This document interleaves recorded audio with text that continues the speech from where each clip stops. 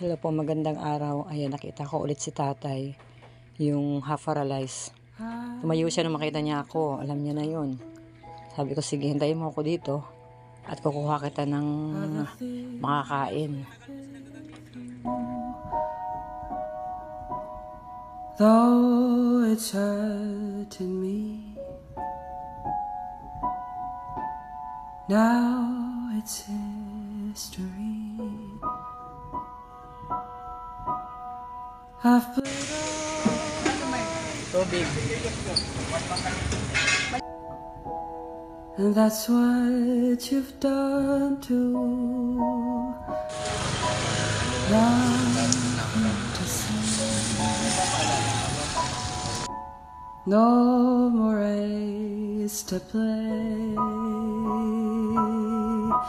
The winner takes it all. The loser stands once more beside the victory. That's a destiny. Natutuwa kasi ako dito pakainin. Sobrang saya niya yan pagka binibigyan ko ng pagkain. Tuwan-tuwa, tapos kung ano-ano yung kwento niyan. Ganito, ganyan, ganon-ganon. Tutuwa talaga yan pag binibigyan ko siya ng pagkain. Sabi niya, uuwi ko to doon ako sa mga sa mga tinatambayan ko, may mga kalakal daw kasi siya doon. Doon daw siya kakain. Dadalhin daw niya yung pagkain. Sabi ko, ikaw bahala. Kasi may naipon daw siyang kalakal. Hindi ko alam kung saan siya nakatambay. Basta sabi niya, mayroon akong lugar doon tinambayan, nandun yung mga kalakal ko. Naglakad-lakad lang ako para makahanap ng makakain, sabi niya gano'n.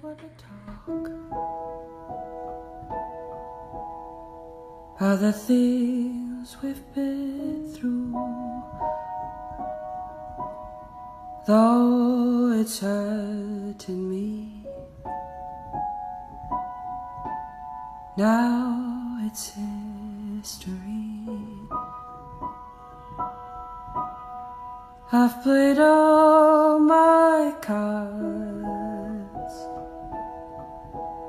and that's what you've done too.